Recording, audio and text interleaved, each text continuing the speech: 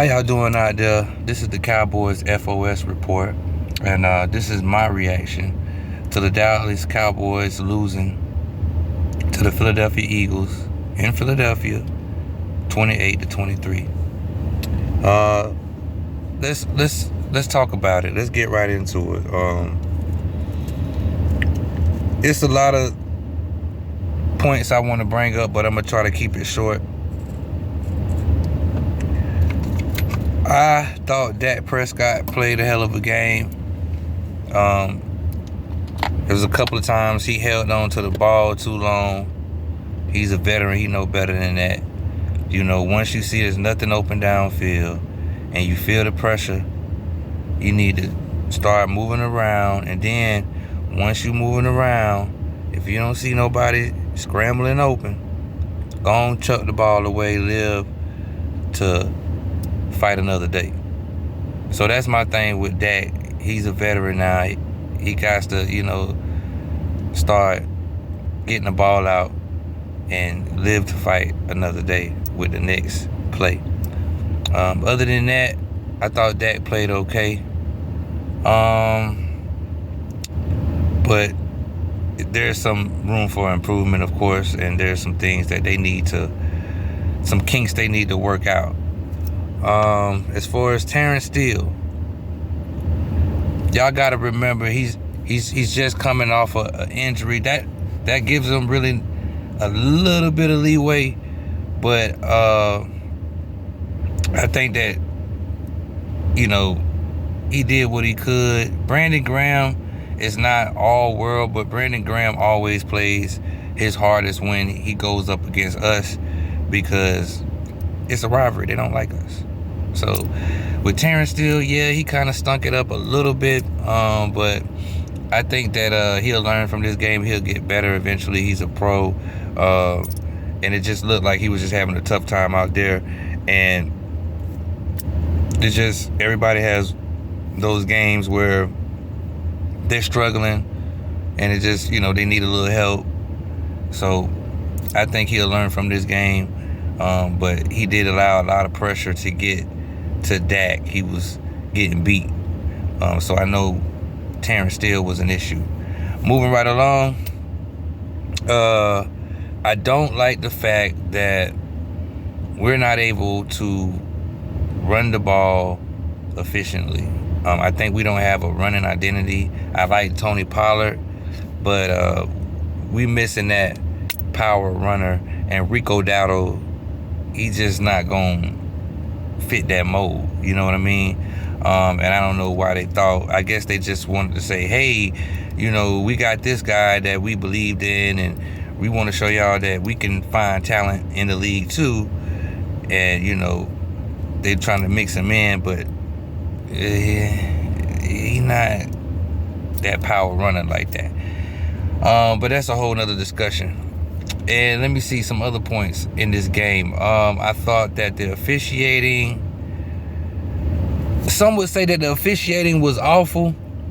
However, I felt like they called a balanced game, meaning they called it both ways. You see what I'm saying? Like, I ain't gonna really blame the refs.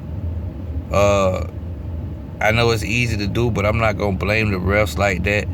I feel like they gave each team an opportunity, and they called it. They tried to call it as best they could. They left a lot of stuff out there. They did call a couple of bad calls. I'm not gonna front, but overall, it wasn't like egregious. It was just a lot of stuff that he was like, what are you doing? What are y'all talking about? But once again, that's a whole other discussion. Roger Goodell and the NFL, the refs have been terrible this season. You guys got to get together and do something because it's affecting the games. And us as fans, we're looking at it like that could have been a touchdown, or that could have prolonged a scoring drive. And then you call in a pass interference, or you call in a holding play that's not a holding play, but you're missing the holding calls every time on Micah. But then you want to call a holding call on us. So then that brings me to this point. Discipline. discipline. The players not being disciplined enough, coaching not getting on them, to get them to understand, like, look, y'all got to be ready for this. You got to be ready for that. And if they are doing it, maybe they're not doing it enough because those penalties keep rearing its ugly head on Mike McCarthy. It didn't, the play calling at the end of the game was my big thing. Going into an empty shotgun set when the Eagles basically gave us the game. They used the challenge, which took one of their timeouts away. Then they used up their other 2 timeouts, so they didn't have no timeouts. And then the players run into each other in the backfield. They fumble the ball. We get great field position. And, of course, Mike McCarthy screws it up with his play calling. And the reason why I'm so against empty shotgun, as my boy Shango would say on the Dallas Cowboys show, it doesn't fool the defense. It lets them know right off the bat, oh, they're passing. There's no threat of the run. There's no threat of the play action. There's no threat of a screen, unless you're going to try to do a wide receiver screen, a bubble. But there's no, real threat of anything. So that lets them sell out for the pass. So I just thought, why would you do that? You need to try to fool them a little bit so that they won't just sell out and pass rush. That's why you need to put a running back there in the shotgun or single back or whatever. So I just thought that was kind of silly of Mike McCarthy to do. And then he did it again. after they pass rushed and Dak barely got rid of the ball, he went empty shotgun again. Let them know, hey, we ain't no way we gonna run this. Ain't no way we gonna throw a little screen pass, and you got to be aware of that. Straight empty shotgun lets the defense know, oh, they're passing for sure. It's going to be a pass. So, I mean, Mike McCarthy got to do better with his coaching, in-game adjustments, because that's been an issue. And discipline with the players. He did try to help out with the pass protection. I saw Tony Pollard and Rico Dowdle trying to chip a little bit to help out on a lot of the pressure, but I guess they thought the pressure was mostly coming from the other side. If you look at the film, and I'm sure a lot of people going to look at the film and see what kind of happened and why we couldn't do certain things in certain situations on the field. But overall, I thought that we were very competitive. I do see a lot of spark out of the team. I just feel like we're missing one thing, on offense.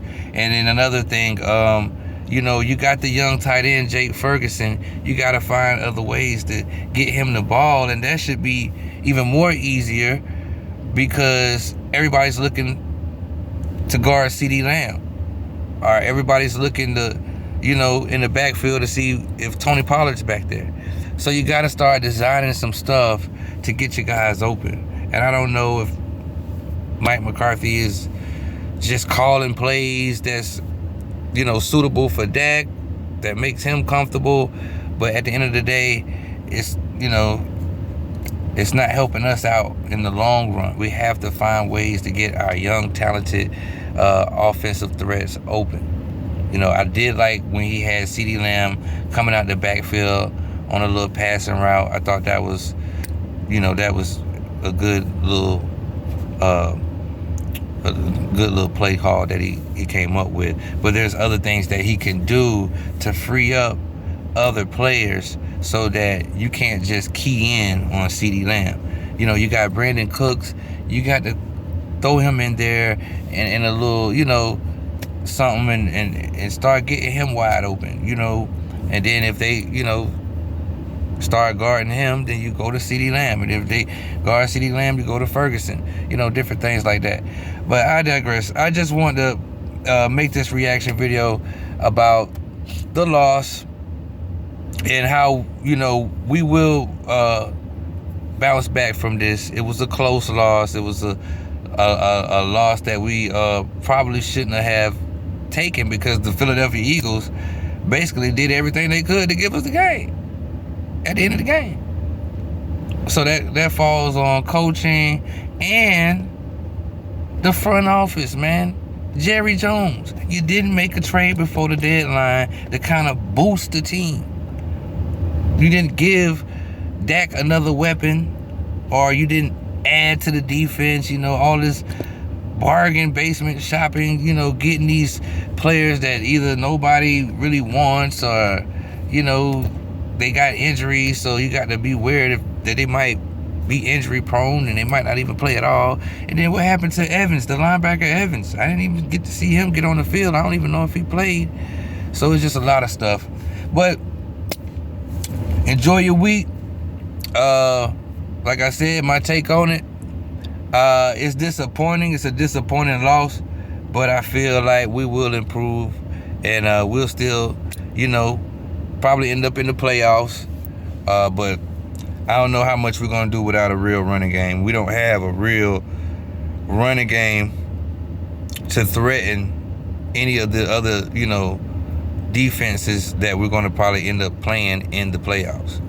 If we can make it in there, our running game is going to be a handicap because we ain't got no running identity, man. We ain't got no thumper, We ain't got nobody that defenses go, hey, you gotta make sure you get down there because, oh boy, he ain't gonna go down. You know what I'm saying? But that's just my take on it. I mean, if you feel like we could do better things or sign different talent, leave a comment.